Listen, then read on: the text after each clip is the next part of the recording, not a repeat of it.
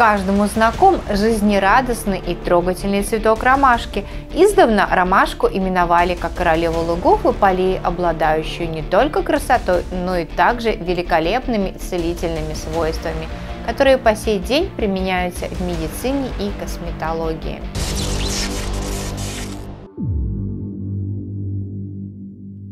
Этот цветок назвали ромашкой немногим более 2 веков назад.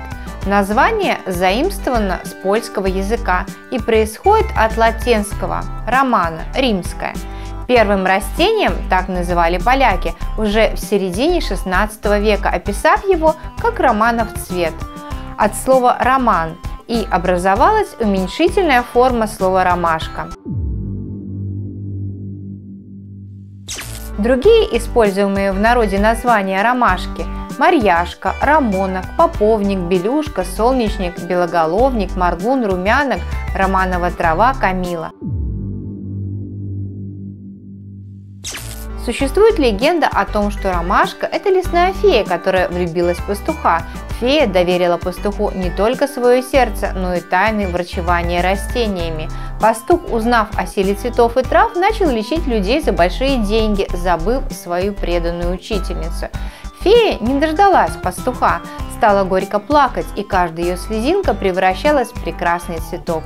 Обманутая фея превратилась в целое поле белоснежных ромашек, а пастух с каждой слезой терял свою силу врачевания.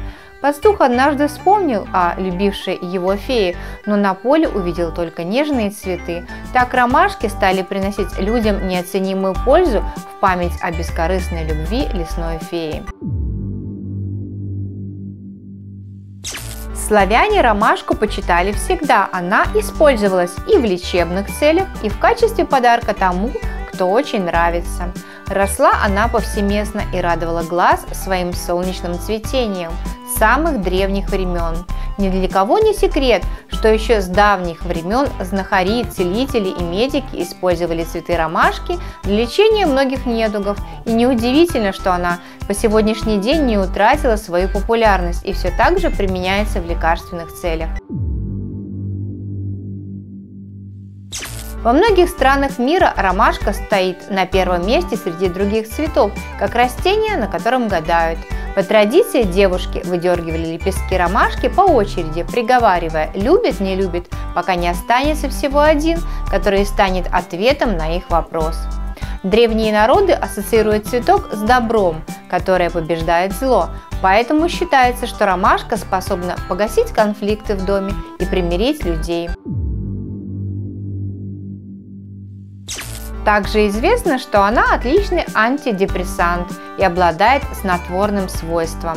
В доме, где случалась беда, болезнь, травма или любое другое потрясение организма человека, принято было ставить рядом с постелью цветы ромашки. Считалось, что она способна успокоить душу и настроить разум на позитивное мышление.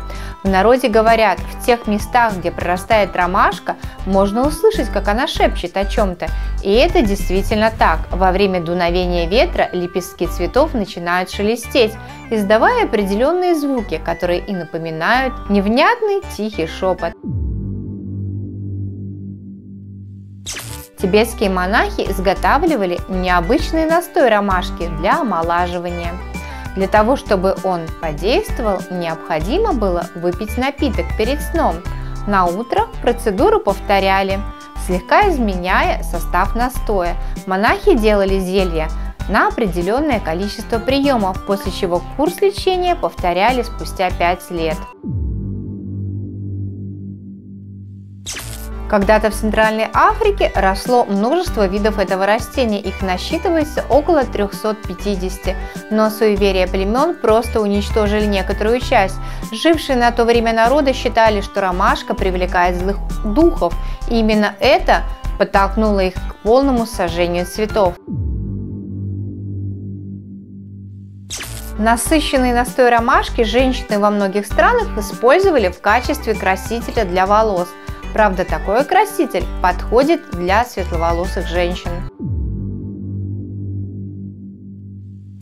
Регулярное использование настоя ромашки после мытья волос придаст им красивый золотистый оттенок, а также придаст блеск и шелковистость локонам.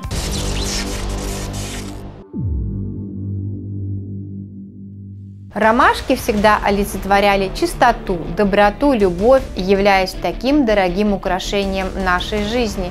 Этот полевой цветок – краса нашей природы во многих странах мира.